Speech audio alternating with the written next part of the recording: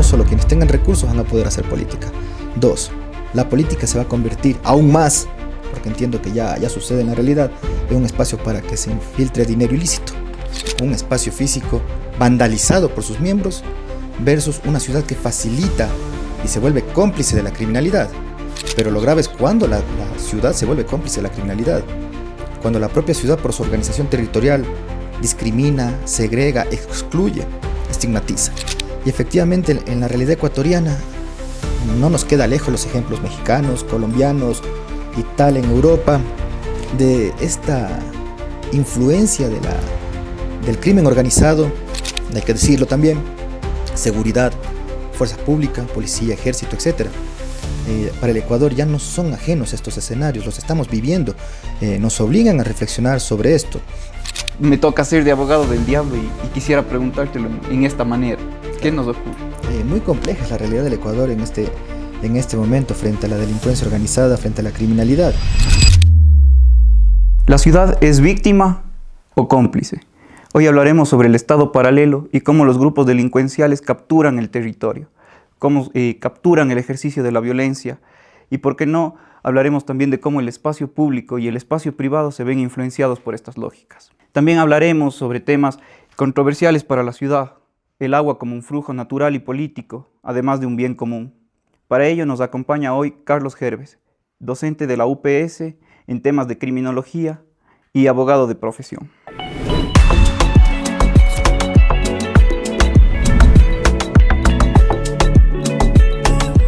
Hola criollos territoriales, bienvenidos a un nuevo episodio de tu podcast Obra Criolla. Hoy hablaremos sobre urbes criminales y para esto nos acompaña Carlos Gerbes, abogado, juez del Tribunal Penal de la SUAY y también docente de la UPS.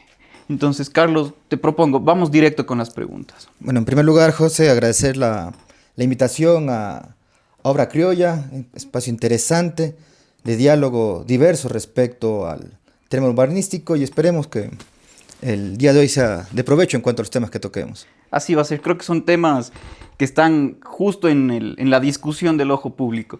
Y te pregunto, hablando del ojo público, la ciudad también está siempre en la mirada del otro.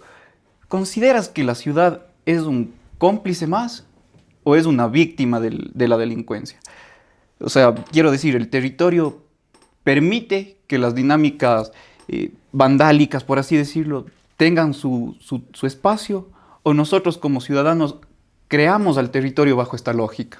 A ver, hay que entender esa doble relación si comprendemos y conceptualizamos a la ciudad como algo vivo.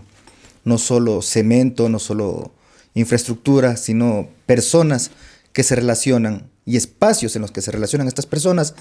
Desde la propia criminología crítica ya se ha preocupado por analizar esta doble dinámica de una ciudad, un espacio físico vandalizado por sus miembros versus una ciudad que facilita y se vuelve cómplice de la criminalidad.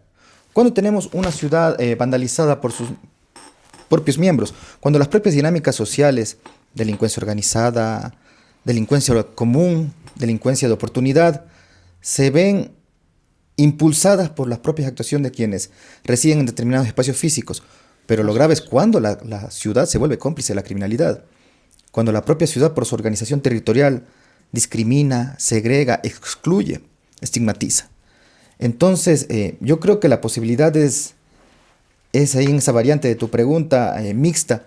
¿Puede la ciudad convertirse en un elemento cómplice de criminalidad? Pues ahí se desarrolla la delincuencia. Muchas escuelas de criminología se han preocupado sobre ver a las ciudades como un cuerpo vivo, como este cuerpo simbólico en el cual sus miembros se organizan, interactúan.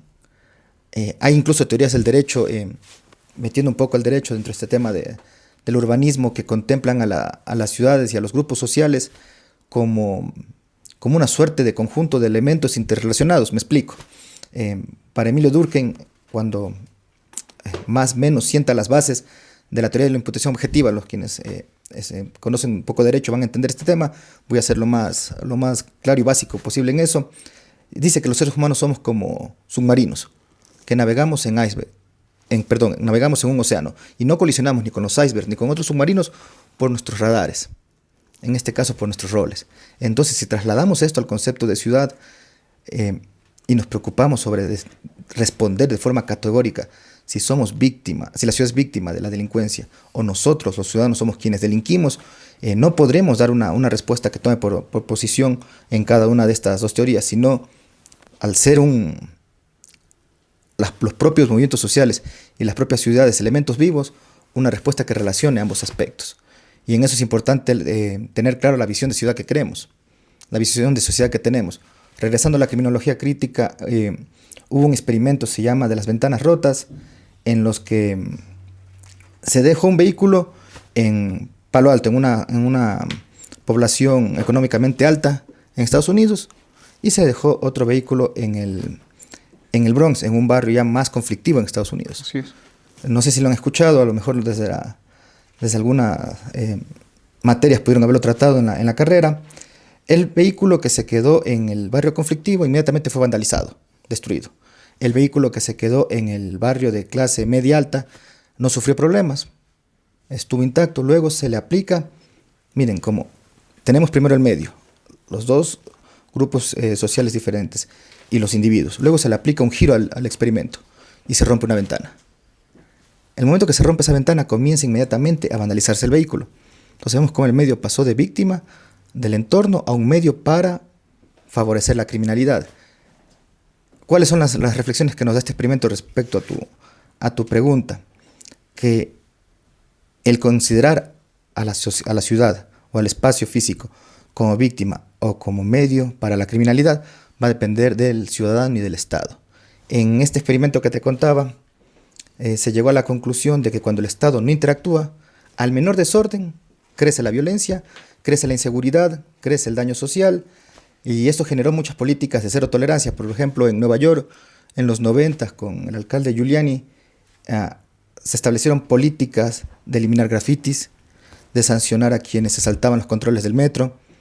Al menor intento de descontrol social, dar una respuesta del Estado. Entonces, entender a la ciudad como una víctima de la criminalidad o a la ciudad como un espacio que genera la criminalidad va a depender del Estado y de los ciudadanos. Perfecto. Carlos, y en este sentido, cuando hablamos del territorio y estas lógicas atravesadas por el Estado y sobre todo en temas tecnológicos, ¿cómo influye la tecnopolítica contemporánea, el uso de algoritmos predictivos, cámaras, etcétera? ¿Realmente nos están cuidando, nos vigilan o nos castigan antes de cometer algún acto delictivo? O sea, ¿cómo cambia esto el territorio? Bueno, ahí están en tu pregunta involucrados varios temas. Primero, ¿cómo entendemos al Estado? Como un garante de derechos, como un ente titular de la fuerza pública para normalizar conductas. Va a depender mucho de la visión que se tenga, y aquí incursiona mucho la filosofía, la sociología, el propio derecho y otros aspectos importantes de expresiones de pensamiento humano.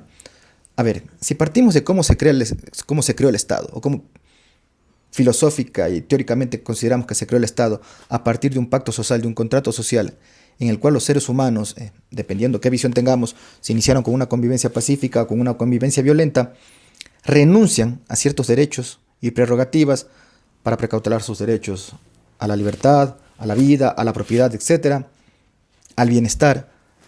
Para un ente superior, este Estado, esta entelequia, para muchos este leviatán devorador de hombres, que le devuelva esa protección.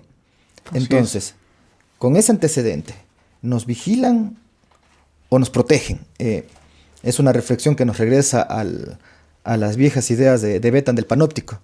Así es. De este modelo en el cual hay un celador, un gran hermano, que puede estar o puede no estar presente en esta. Él lo partía para explicar o para diseñar la seguridad en las cárceles, que puede estar presente en una torre de control y que genere en el resto del conglomerado o en el resto de individuos que se encuentran encerrados en ese espacio la percepción de ser vigilados.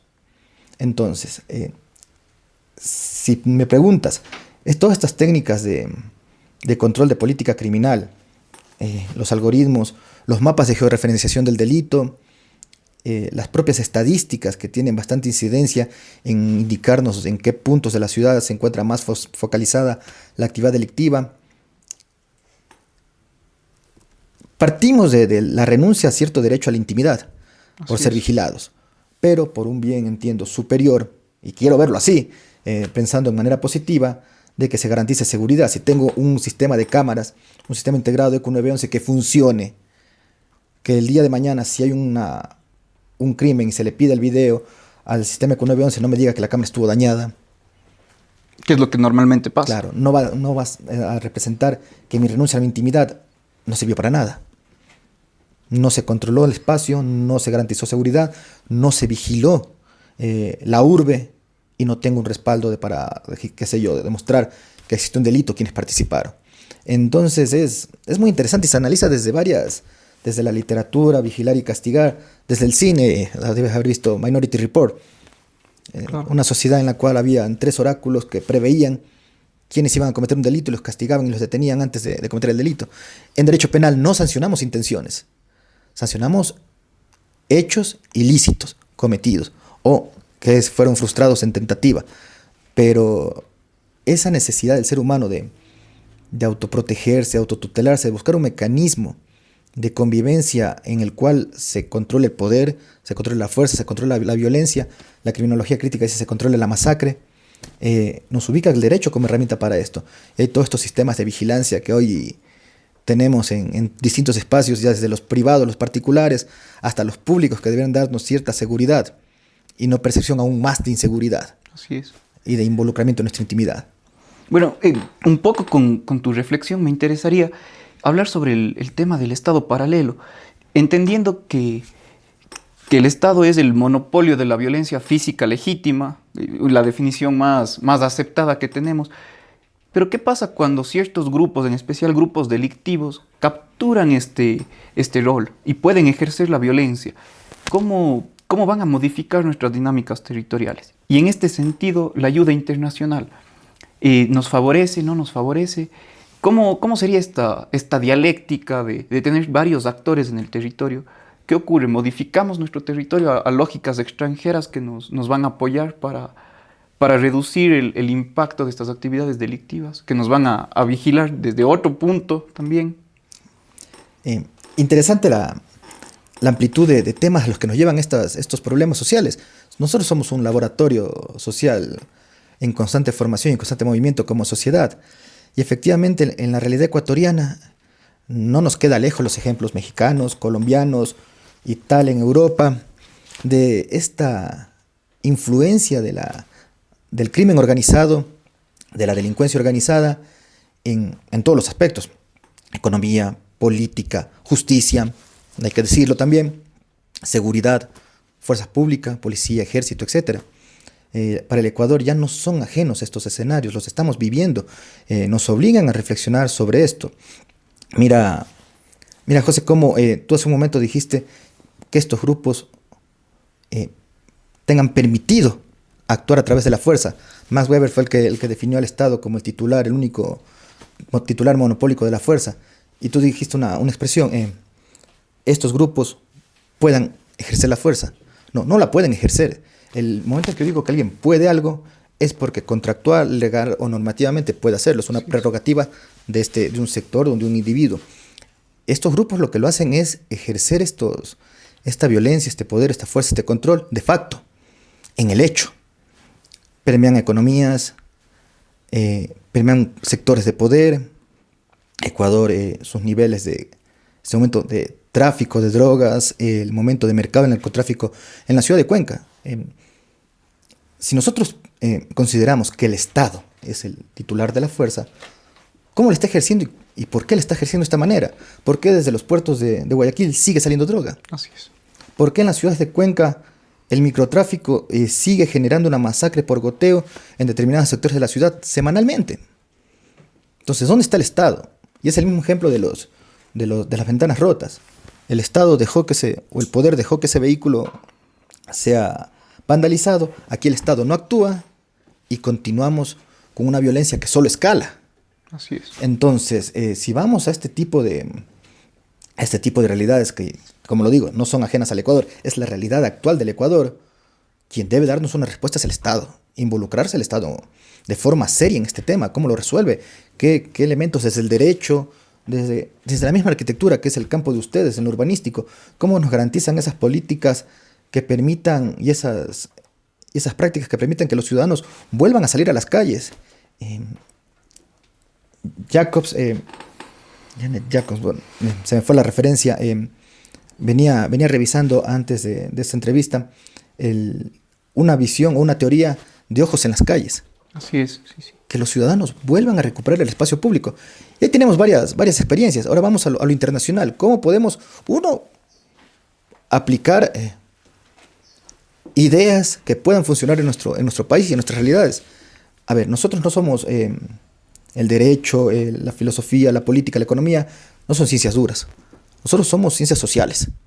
Y lo que yo puedo aplicar en El Salvador, qué sé yo, con una política de manodurismo como la de Bukele, versus el tema de imponer bases militares en Ecuador y otras ideas que se plasmaron allá frente a la noción de encontrar o tratar de encontrar una solución a estos estados paralelos, a esta narcopolítica, a esta narcoeconomía, narcodelincuencia, delincuencia organizada que hay en el país, va a depender mucho de la visión de Estado que tenemos.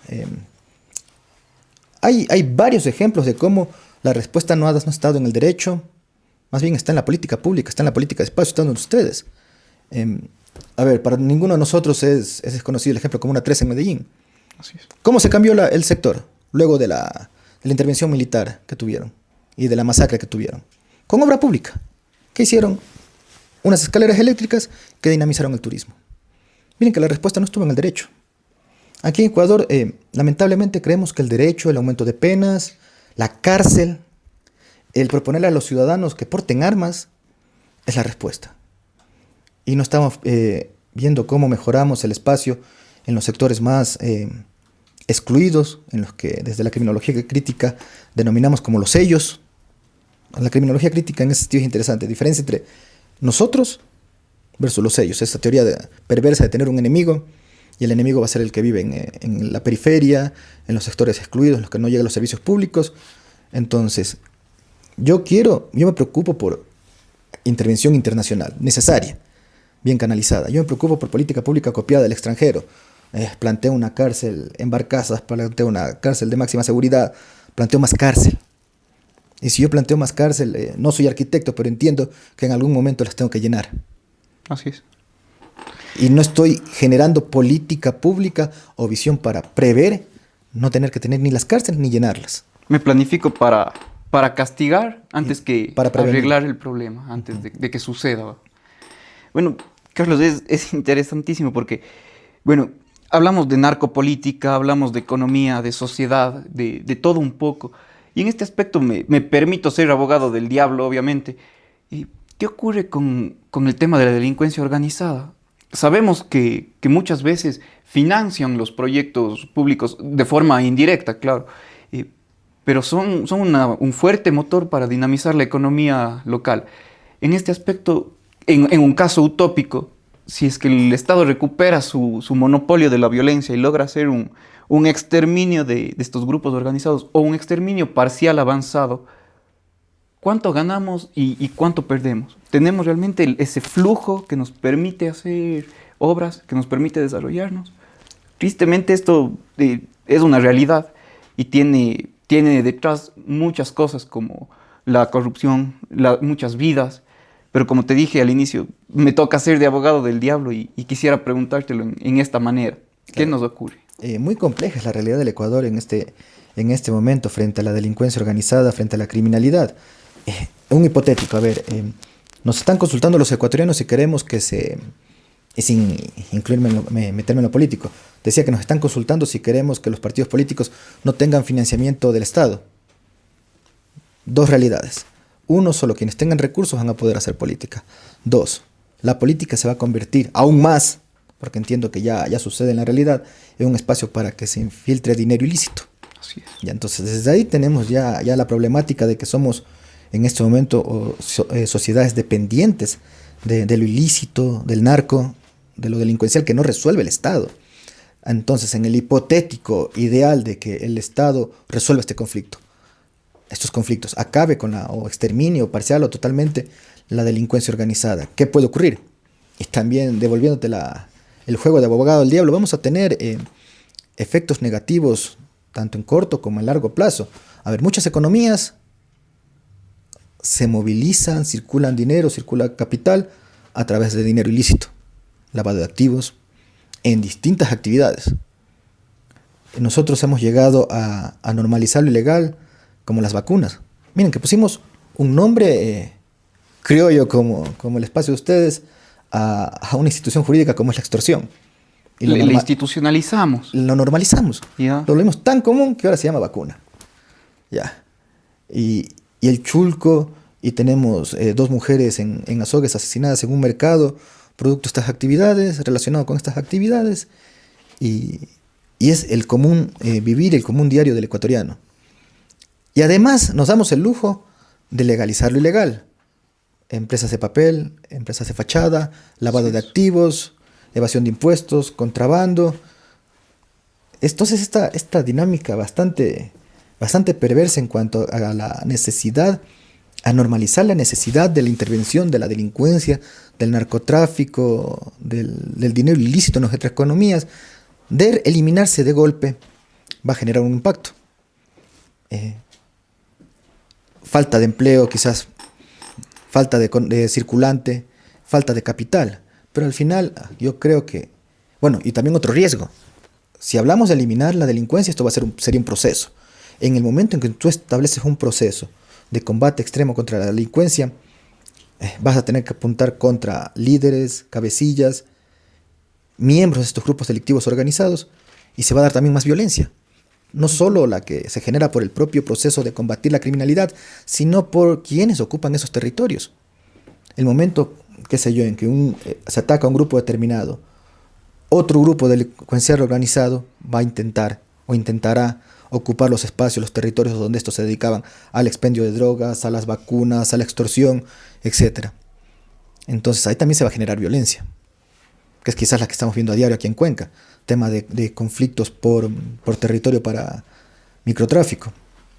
Entonces, vamos a tener más violencia, pero entiendo yo al corto plazo, más violencia, déficits económicos, tema de poca circulación de capital o disminución en la circulación de capital, pero al final, si se logra ese objetivo y si damos una respuesta en la cual, como Estado, y cuando digo Estado hablo de todas las instituciones llamadas a intervenir dentro de esta organización social, ejecutivo, legislativo, judicial, y se logra eliminar, como tú planteas, total o parcialmente la delincuencia organizada, vamos a ganar legitimidad y quizás una convivencia pacífica, que es a lo que tendemos como sociedad.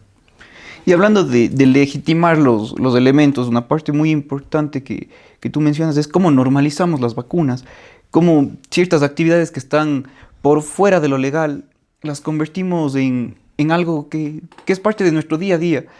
¿Cómo entendemos como ciudadanos, como productores del espacio público, dónde entendemos y dibujamos esta línea que es muy fina y muy borrosa entre lo que es legal y lo que es ilegal? Bueno, ahí es un tema de análisis moral y ético. ¿Qué tipo de sociedad estamos formando? ¿Qué tipo de miembros de la sociedad estamos formando? Y actualmente, y te hablo desde el derecho, si tú ves jóvenes profesionales exitosos, con dinero, con casos sonados en cuanto a criminalidad organizada, hay ese riesgo y no criminalizando la profesión, porque todos tenemos derecho a la defensa y todos tenemos derecho a ejercerla, pero el momento en que en cualquier área del trabajo, de la sociedad, los trabajos de la sociedad, de las distintas actividades económicas, vos ves esa visión de que el éxito es solo el dinero, estamos contribuyendo a que sea parte de nuestra cultura, el que ese éxito se alcance a través de cualquier modo. El fin justifica los medios. Y ahí estamos desviándonos bastante como sociedad y yendo a esta debacle moral quizás de la que estamos siendo testigos en muchos aspectos de la vida. Genial. Bueno, yo quiero proponer aquí un cambio en el esquema que hemos manejado hasta ahora, pero que no está muy alejado de las temáticas que hemos tocado. Quisiera hablar sobre algo que actualmente está sucediendo en nuestro territorio. Cuenca es un espacio muy apegado al tema hídrico. El agua es un flujo no solo natural, es también un flujo político y por ende es un bien común.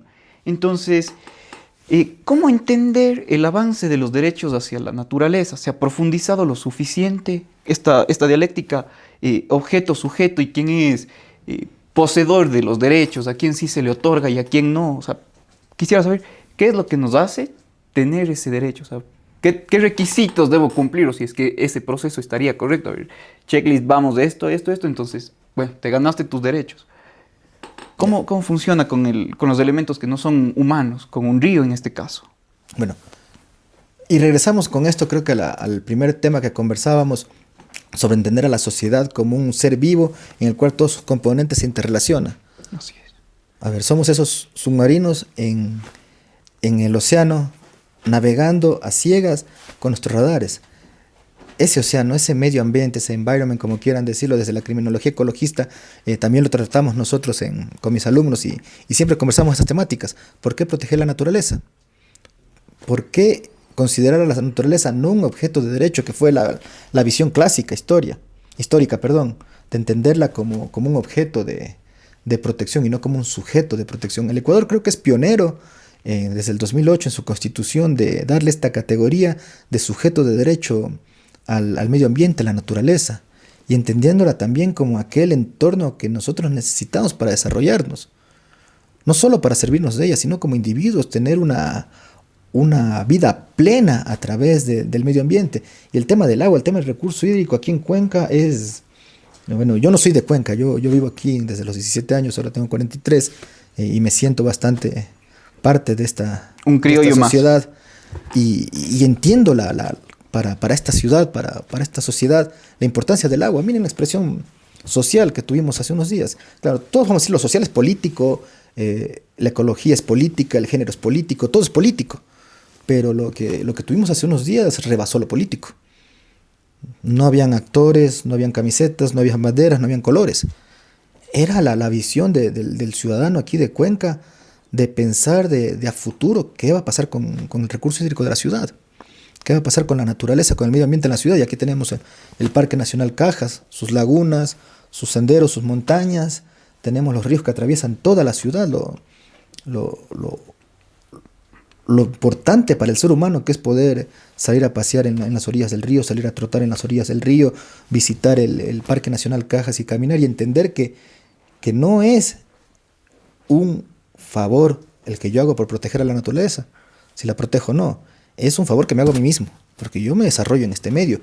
Mira que en la actualidad en universidades americanas se está estudiando el ejemplo ecuatoriano de la naturaleza como sujeto de derechos, se está replicando. Claro, ¿cumplimos o no? Tenemos pronunciamientos populares respecto a la no explotación de recursos naturales, no explotación petrolera en ciertas zonas, y continúan. Y con total ligereza damos permisos para construir en zonas protegidas. Y con total ligereza planteamos la posibilidad de una base militar en Galápagos. Miren que no solo el agua, toda la naturaleza como sí es un conjunto de elementos de las cuales dependemos nosotros. Y el tema de lucha por la naturaleza es la lucha por el ser humano mismo. Entonces el agua como recurso natural es tan trascendente para el ser humano como la vida misma. Y es un ejemplo de dinamismo social, cómo fluye un río, cómo fluye la vida, en qué elementos o qué seres vivos, se desarrollan en este espacio, el hombre, especies animales, especies marinas, etcétera, especies vegetales. Entonces el agua es un elemento que filosóficamente, culturalmente, políticamente en la actualidad tiene trascendental importancia. Y mira cómo lo podemos relacionar también con el tema de la delincuencia. ¿Qué pasa con la minería? Minería legal, todos los conflictos que nos generan tener una posición pro o a favor de este tipo de actividades. Uno, dependemos de los recursos que se puedan obtener de la minería como sociedad, el extractivismo, la producción. Luego la minería ilegal, ¿qué conflictos trae? Droga, prostitución, violencia. Entonces tenemos que ser bastante reflexivos el momento en que nos ubicamos a analizar el recurso hídrico como un sujeto de derechos del que dependemos. No es a la inversa que el recurso en este caso o que el elemento naturaleza dependa al 100% del ser humano, sino nosotros de esto. El urbanismo contemporáneo, enfocado en la eficiencia y la estética, ha ignorado la dimensión necropolítica del espacio. La segregación, la zonificación excluyente y la vigilancia generan territorios de desigualdad, donde la ciudad protege a unos y expone a otros. La violencia no es un accidente, sino una emergencia del propio diseño urbano. Mirar la ciudad desde una óptica forense es leer sus heridas, sus vacíos del desplazamiento, las huellas del abandono y las cicatrices del miedo. El poder no solo gestiona vida, también produce y distribuye la muerte. Así, la urbe se revela como un campo necropolítico, donde delito, abandono e impunidad se entrelazan en un mismo tejido espacial. Genial, Carlos. Me encantó. Hemos analizado la ciudad como un órgano vivo, un sistema complejo, un efecto cascada donde todos los elementos y actores dialogan entre sí, generan cambios, generan territorio. Me gustaría que cierres este episodio, que les hables a nuestros criollos y les des un cierre, una reflexión final sobre lo que esto significó para ti. Bueno, nuevamente reitero mi saludo a este espacio y a quienes son los principales actores del mismo, quienes ven este espacio de obra criolla, a los criollos. Hemos conversado con José de temas que son muy cercanos a nuestras realidades. ¿Por qué? Porque nosotros somos quienes nos desarrollamos en los medios sociales, en las ciudades. Entendamos a las ciudades como un organismo vivo. Entendamos al Estado como un garante de derechos del que debemos exigir respuesta. Y finalmente entendamos, creo yo, desde la visión de ustedes también, queriendo involucrarme en cuál debe ser la perspectiva como arquitectos de esta temática en que debemos construir para convivir, no por el miedo, que no nos limite el hormigón, que no nos limite el cemento, sino que la actividad constructiva y la actividad de desarrollo urbanístico sea para una convivencia pacífica y armónica en sociedad. Gracias de nuevo por la invitación. Muchas gracias a ti, Carlos. Y ustedes, criollos, denle like a este episodio y esperen el siguiente.